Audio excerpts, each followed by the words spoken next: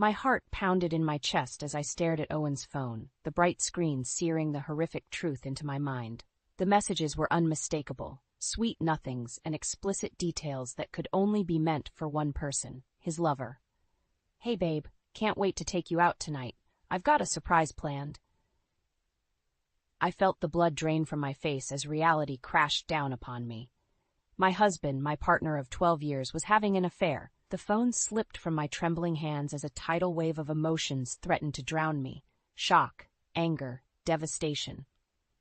I'm not sure how long I sat there, numb and motionless, before the sound of Nathan's laughter from the backyard jarred me back to the present. Taking a deep, shuddering breath, I willed my racing thoughts into focus. I couldn't confront Owen, not yet. This required a more calculated response. Retrieving his phone, I quickly deleted the damning thread, removing any trace of my discovery. No, Owen would not get off that easily. If he thought he could betray me and simply walk away, he was gravely mistaken. My mind whirred as the initial panic gave way to cold determination. I knew what I had to do. First, I needed evidence, concrete proof to dismantle every lie he would inevitably try to spin. Second, I required a plan to secure mine and Nathan's future, protecting us from the fallout of his reprehensible actions. I dialed the only person I could trust with such a weight. "Ella? It's me. We need to talk."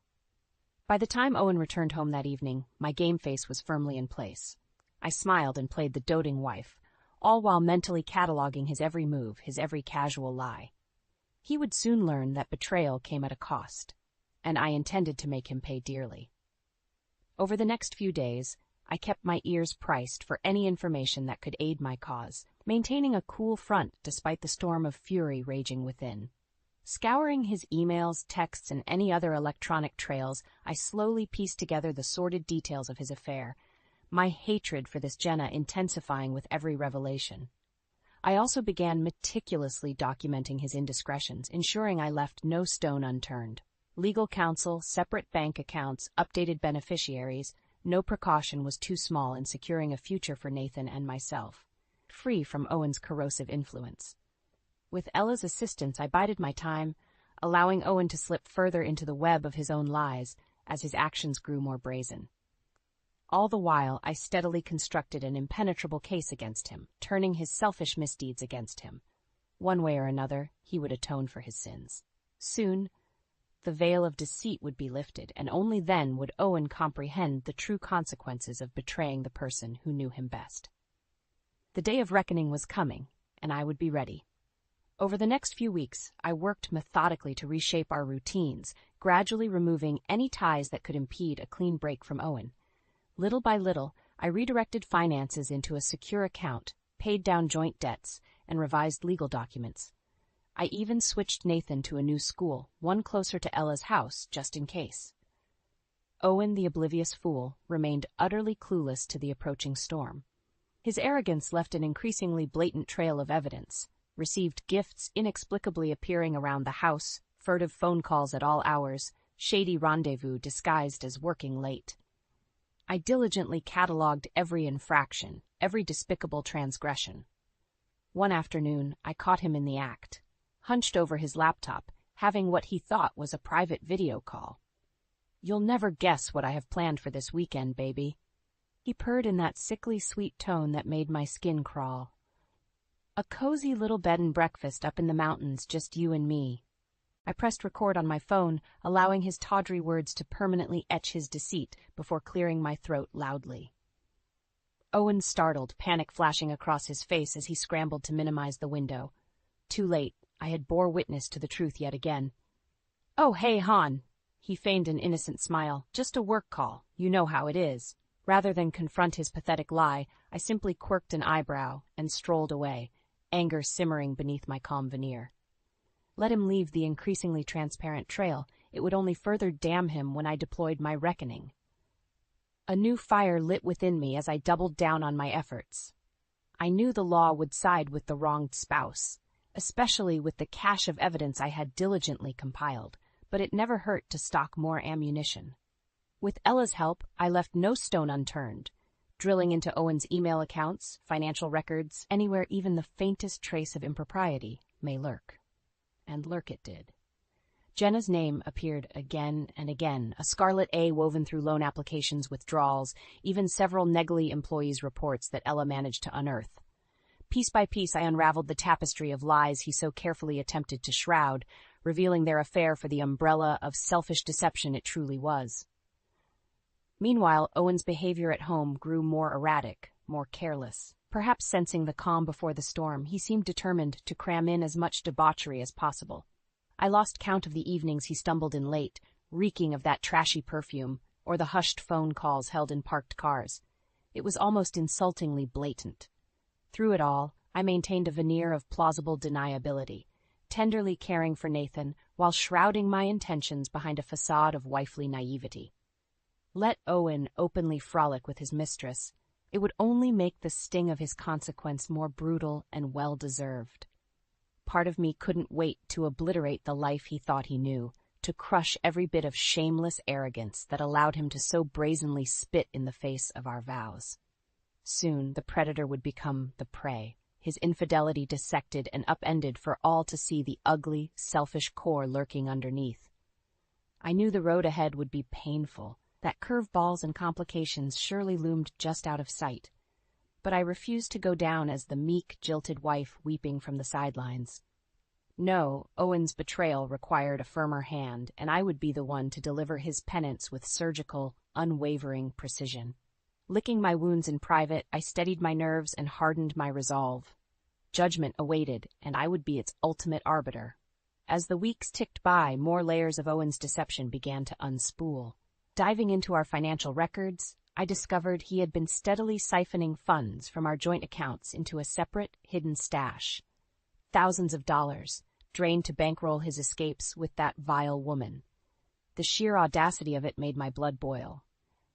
Not only was he betraying my trust in the most unconscionable way, but he was robbing from our family's future, from Nathan's potential inheritance, to fund his deplorable indulgences. I felt utterly violated. Thankfully, I had kept meticulous documentation of every fishy transaction, every bit of evidence that could be leveraged against him. With Ella's guidance, I began quietly setting up my own off-the-books account, diverting what I could salvage to ensure a stable financial future for Nathan and myself, independent of Owen's selfishness. Ironic, I thought bitterly, that he would inadvertently teach me such an invaluable lesson about contingency planning. As if his monetary depravity despicable enough, I soon uncovered an even more gut-wrenching layer of Owen's betrayal. Amidst my impassive surveillance of his communications, I came across a galling string of messages between him and Jenna, each more repulsive than the last. "You know this can't go on forever, right?" Her artificially sweet words practically oozed through the screen. "If you ever want us to have a real future, you need to do the right thing and leave that family of yours behind."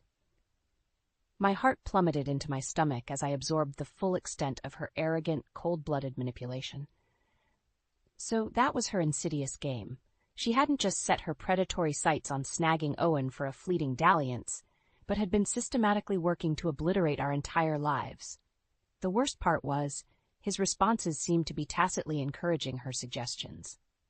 In that moment, I was gripped by an overwhelming protectiveness over Nathan. I refused to allow that shriveled snake of a woman to slither her way into destroying the sanctity of his childhood, of the life and values I had so lovingly nurtured. If she wanted a battle, she had just initiated a war she could never hope to win. I redoubled my efforts, drilling down on every last intersection of their sordid involvement. Deleted messages, calendar invites, receipts, all betraying a torrid breadcrumb trail deliberately hidden in plain sight, as though Owen reveled in parading his indiscretions behind my back. With Ella's assistance, I began compiling it all into an ironclad damning dossier, one that would ensure I emerged victorious. Meanwhile, as Owen's duplicity intensified, so did my efforts to lovingly insulate Nathan from the turmoil lurking under our roof. We spent quality time together each day, baking, doing arts and crafts, lavishing in the simplicities of the mother-son bond. Deep down, I drew strength from his innocence, from the bright future I was determined to preserve on his behalf. "Mom, can we go camping this summer?" Nathan asked one afternoon, all smiles and unbridled hope. "You, me and Dad?" My heart clenched at the thought of Owen tainting such a special tradition with his perverse dishonesty. Forcing a reassuring smile, I pulled my sweet boy close. "Of course we can, baby," I murmured into his hair. "Maybe somewhere extra special, just you and me." Owen couldn't be allowed to tarnish Nathan's horizons any longer. As his transgressions piled up, so did the fortifications around the family he had shattered beyond repair. Guided by Ella's pragmatism and my own unflappable discipline, I arised the art of sustainable vengeance, quietly assembling the battle plan that would neutralize every last threat he posed. Our future security was nearing weight off the deceptive life he had so recklessly constructed. Once the dust settled, Nathan and I would emerge vibrant and victorious, utterly insulated from the toxicity of Owen's rebounding misery. Soon, all would be laid bare, and that wretched mistress of his would learn the steep price for ruining the sanctity of my family. With my defenses solidifying, it was time to take the offensive. I knew divorce proceedings would be inevitable, so I began consulting with a ferocious bulldog of a lawyer that Ella recommended. Sitting across from her imposing desk, I methodically laid out the comprehensive paper trail, documenting every last one of Owen's indiscretions. "I want to pursue an at-fault divorce on grounds of adultery," I stated flatly. "He needs to be held fully accountable." The lawyer's eyes widened as she examined the mountain of evidence: hard numbers, screenshots, incriminating images. Finally, she let out a low whistle of impressed disbelief. "With a case file like this, he won't know what hit him," she stated grimly. "We'll bleed him dry." Her cold calculation was strangely reassuring. For too long, I had been at the mercy of Owen's betrayal. Now I would be the one dictating his misery. Meanwhile, Ella had been working her own angles to demolish the worm's life on a professional level. Through her investigative prowess, she uncovered an insidious pattern surrounding his mistress, a systematic seduction of married colleagues from the bottom rungs all the way to upper management. Jenna wasn't just a callous homewrecker, she was a calculating workplace huntress. Armed with undeniable proof of her penchant for unscrupulous affairs, Ella began feeding anonymous tips to her employer's human resources department. Suddenly, the veneer of professionalism that Jenna had so carefully maintained began to disintegrate before her. I could only imagine the fear that started lacing Owen's messages to his mistress as gathering storm clouds of scrutiny began closing in on their indiscretion. Would he finally start to feel the shred of anxiety, the paralyzing uncertainty that I had been forced to endure for months?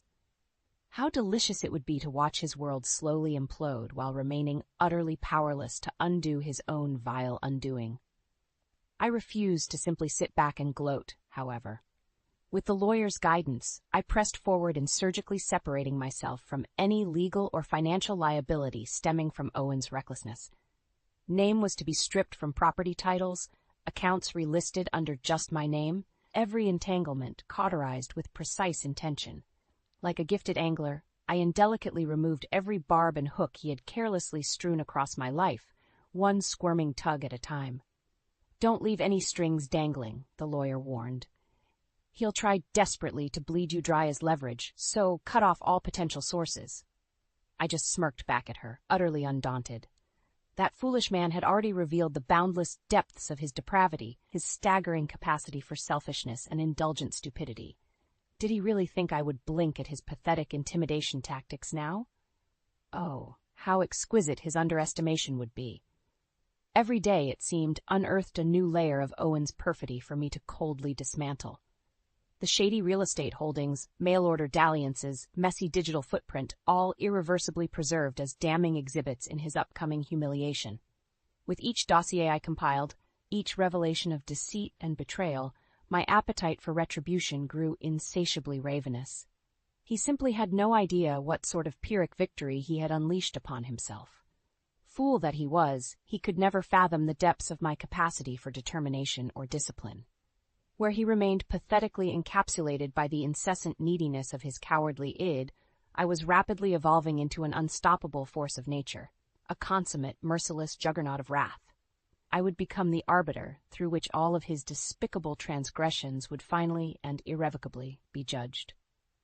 As Owen remained blessedly clueless to the swirling vortex of exposure rapidly encircling him, I continued preparing the pieces for our fateful reckoning with practiced calculation. Let him wallow obliviously in his cesspool of lust and faithlessness a while longer. The phantom freedom he was deludedly indulging would prove all the more suffocating once I fully seized the reins of his torment. His future belonged to me now, as much as he had willfully orphaned himself from mine, and the path ahead for him was looking increasingly unavoidably bleak. With each passing week, the tsunami of Owen's consequence gathered more unstoppable momentum. The HR complaints against him and his mistress had bloomed into a full-fledged corporate scandal, with whispers and dark looks trailing their every move through the office halls. "I can't believe we've been working alongside those kinds of people," I overheard a coworker mutter in hushed tones.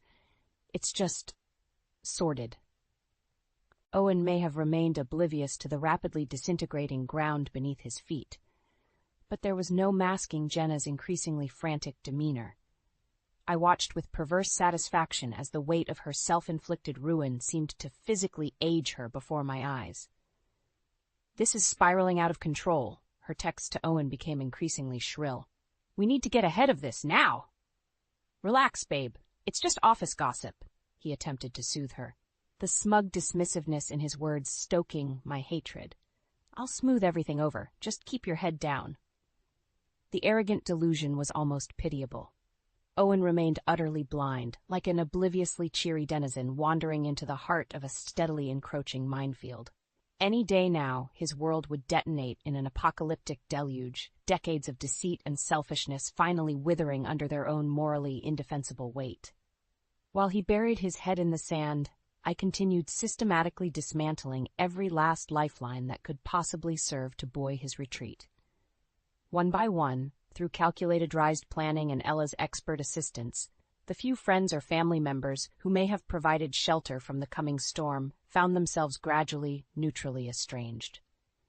Like a twisted, violent magic trick, I made his entire world silently dematerialize around him, all without lifting a finger towards direct confrontation.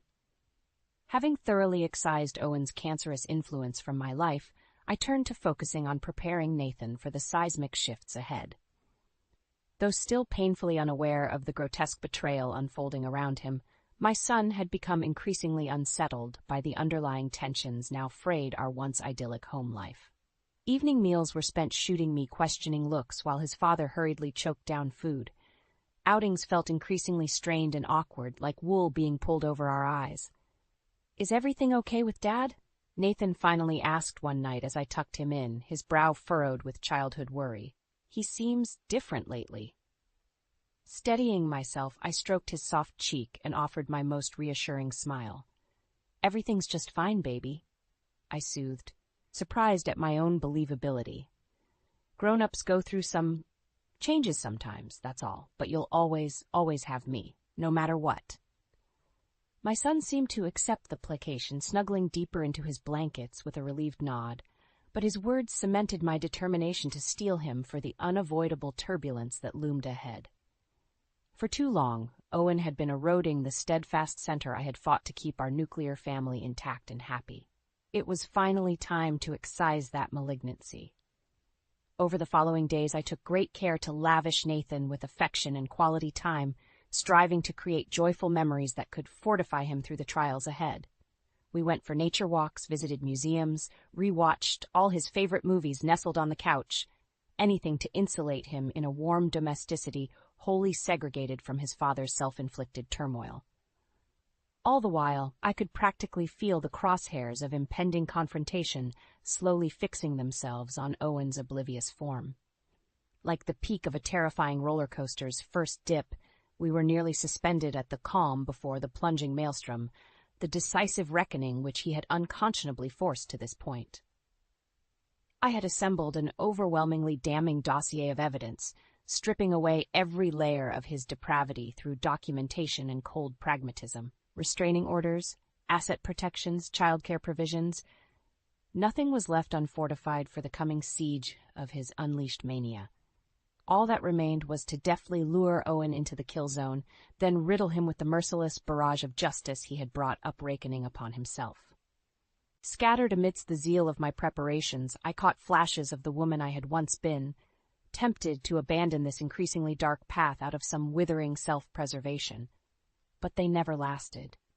My identity was permanently arc-welded to this white-hot meta-wingedity and finality of purpose. There could be no equivocation, no half-measures remaining, only a sudden, blinding dawn terminating this wretched season of deception, paving the way for the hard-won renaissance awaiting for Nathan and myself. Owen's day of judgment had nearly arrived, and I was ready. With the final pieces locked into place, I summoned Owen home for our inevitable reckoning, a terse text demanding his presence. He likely assumed I wanted to rehash marriage counseling or some other fruitless attempt at reconciliation. Little did he know I had long abandoned any notion of preserving our lawfully wedded privation. When he finally sauntered through the door, I was seated stoically in the living room, a thick manila folder containing his compendium of sins resting coolly on the coffee table before me. As instructed, Nathan was safely ensconced at Ella's for the evening. This fallout would be far too toxic for young eyes to witness. "Hey, Hon, you wanted to see me?" Owen's voice held a twinge of confusion as he made his way towards me, seemingly oblivious to the gravity of the situation. With a steely glare, I slid the dossier across the table towards his approaching form. "You might want to take a look at this first." The instant his fingers opened the folder, dread instantly washed over his features, panic seizing his body. For several torturous moments, my husband rifled through the damning evidence with shaking hands, incriminating photos, blasphemous texts, philanthropist money trails. Every dirty secret, every web of adulterous malfeasance I had so meticulously compiled over these agonizing months, all finally laid bare before his ashen face. "Lila," he finally sputtered, eyes brimming with pathetic, unshed tears. "I don't know what to say." "Don't bother," I coldly interjected, unmoved by his woebegone theatrics. "Your actions have spoken volumes already. I'm done playing pretend, done swallowing the lies. Our marriage is over." The words seemed to slap him in the face, his jaw going slack with dismay. Good, let him marinate in the consequences of his selfish treachery for once. "But you can't be serious," Owen blubbered in disbelief. "After everything we've been through, we can work this out. I know we can. Just tell me what you need, Lila. I'll do anything." I gave a derisive snort at the absurdity of his blustering, utterly unmoved by his sniveling pleas. "You've already shown me exactly what you're willing to do. Lie, cheat, steal, utterly betray the very sanctity of our vows without a single shred of remorse, all to indulge your tawdry fling with that viper of a woman." My words hung heavy in the air, both of us fully aware that I was referring to his mistress, Jenna. His momentary hesitation said it all. Pathetically, his first instinct had been to attempt disassociation from her, the cowardly worm. "That's over. I swear," he backpedaled, desperation mounting. "Completely, totally finished. This was all a massive mistake, you have to know that." "A mistake?" My voice was a razor at his throat. "You don't get to play revisionist with your ugly, drawn-out patterns of infidelity and depravity, Owen. You made your bed, woven tightly with deceit and moral atrocity. Now you get to lie in it." On cue, punctuating the finality of my statement, the front door creaked open and my lawyer entered, manila folders clutched in her manicured grasp. She stalked over and deposited them squarely on the table next to the teetering stacks of Owen's documented sins. "Mr. Hendricks, I'd suggest carefully reviewing and signing where indicated," she intoned professionally. "Mrs. Hendricks has secured a very thorough judgment on your behavior." Owen gaped like a fish, frantically flipping through the sheafs of legalese as tears began to openly flow down his crumbling face. Every protection, every contingency crafted during my Praguing exit strategy now fell ruinously into place around his buckling form. It was beautiful, utterly vindicating justice. This can't be happening," he whispered numbly, Pelagian at the sheer immensity of his forfeiture. Finances, property, probably even custody if I pressed based on his philandering rap sheet. His shattered eyes finally lifted to meet my own, perhaps for the first time in years, truly seeing the remorseless diamond-plated version of the woman he had so carelessly betrayed. In that moment, I allowed every last acrid plume of rage and disgust I felt towards him to bore into his shrinking soul. "Start getting used to your new reality, Owen," I spoke softly, each word dripping avec menace. "This is the bed you've made. and I'm just getting started in returning that favor. In the days following my explosive confrontation with Owen, a strange, almost giddy calm settled over me. As I watched him desperately attempt to untangle the legal straitjacket I had so tightly bound him in, I felt utterly at peace, like a skilled surgeon having cleanly excised a malignant toxicity.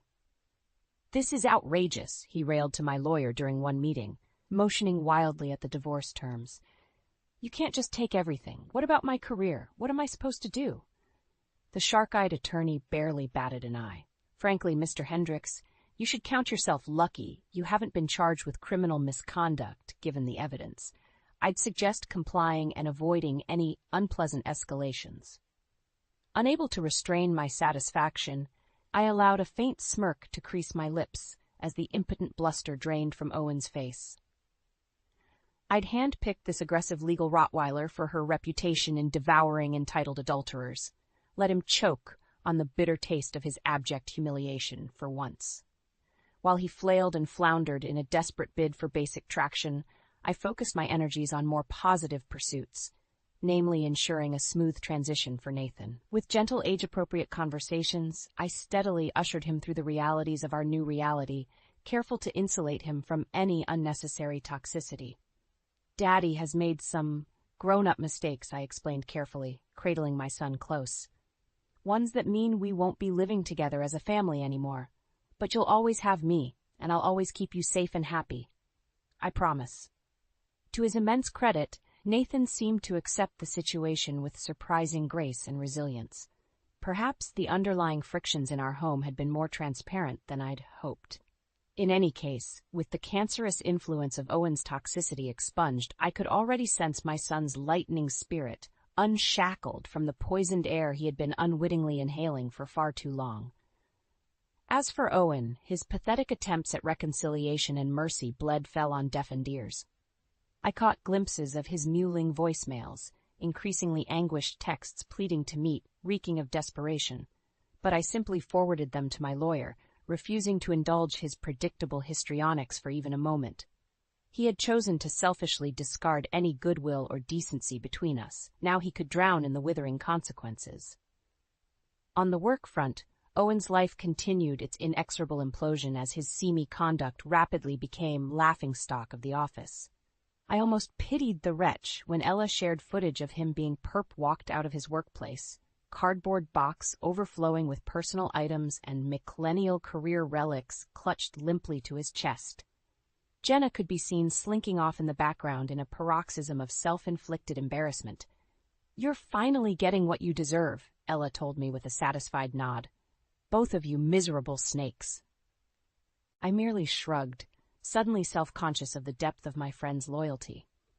Truthfully, I held no grudge against Jenna anymore. Her petty, shriveled existence had already transformed into its own searing punishment, her prospects permanently cauterized by the wildfire of scandal she helped spark in her singular lust and weakness. Owen, however, he would never escape the full, crippling weight of my disdain and fury. Not until his dying day, spent groveling through the rubble of all he had destroyed through his arrogance and weakness. I would gleefully ensure it. With each passing milestone, the house transferred to my name, Owen's unceremonious loss of custody and privileges, his reputation left a smoldering crater of scandal. The vice around his flailing existence only tightened. The man I had once loved, the father of my precious child, had willfully transformed into an amoral, lust-addled parasite. This systematic unraveling was the only poetic penance he had left himself susceptible to. And I was the merciless architect and keeper of his regenerating torment. My only regret through the entire process, if you could call it that, was my failure to capture the look on Owen's face as the final divorce papers were shoved across the table for his signature.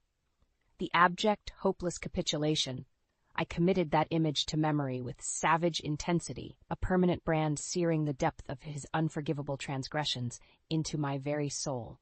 If he had any delusions of earning leniency or a shoulder to cry on, they were emphatically snuffed in that moment.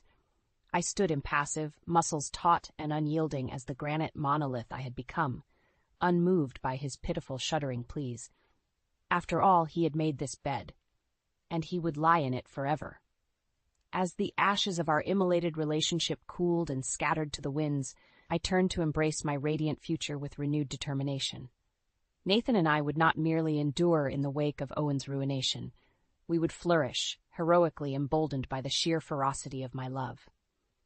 The next chapter, wholly devoid of my cancerous husband's toxic influence, beckoned brilliantly.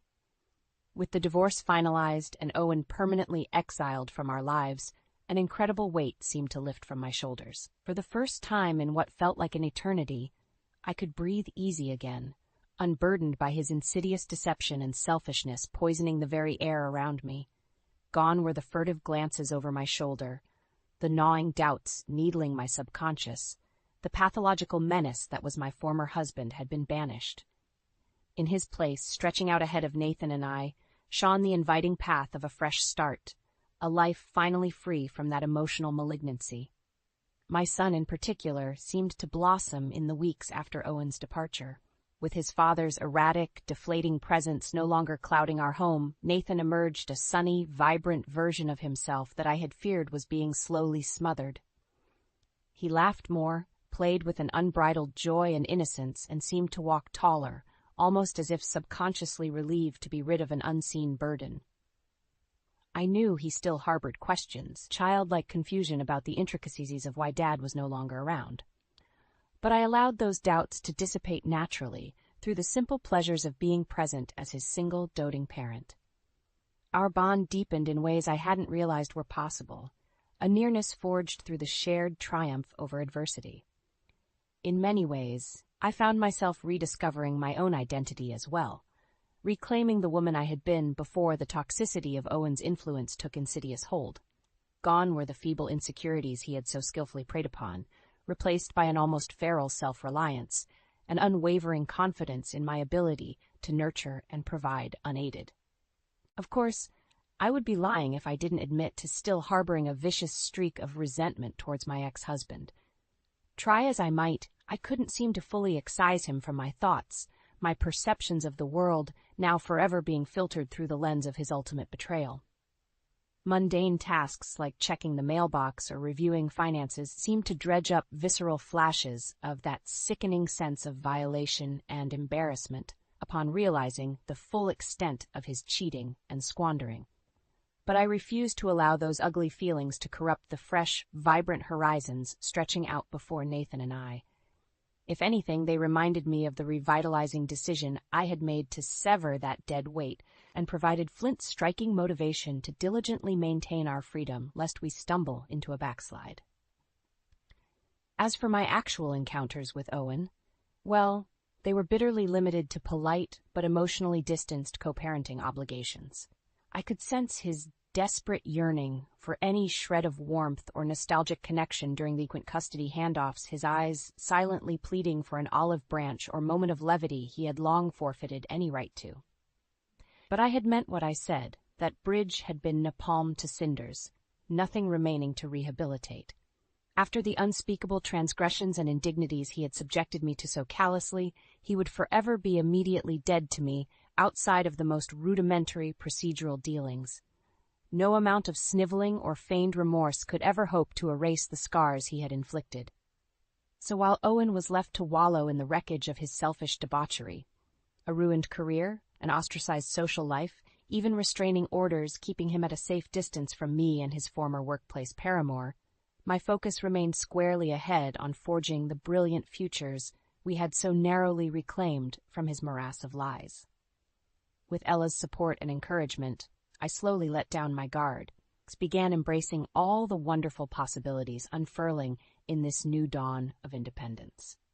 One key step was resurrecting my long-ignored graphic design passion into a full-fledged career, pooling my settlements into launching a thriving online business that allowed me the perfect work-life balance as a newly minted single mother. It was deeply validating, watching my creative hunches blossom into success while remaining ever present for Nathan's needs. Almost as if the universe itself was rewarding my perseverance and sacrifice, gently restoring the dignity that Owen had so malignantly leached away. From there, it was almost frighteningly easy to let the light back into our lives, our household brimming with renewed vitality. I founded a women's support group to empower other divorcees who had faced similar trauma.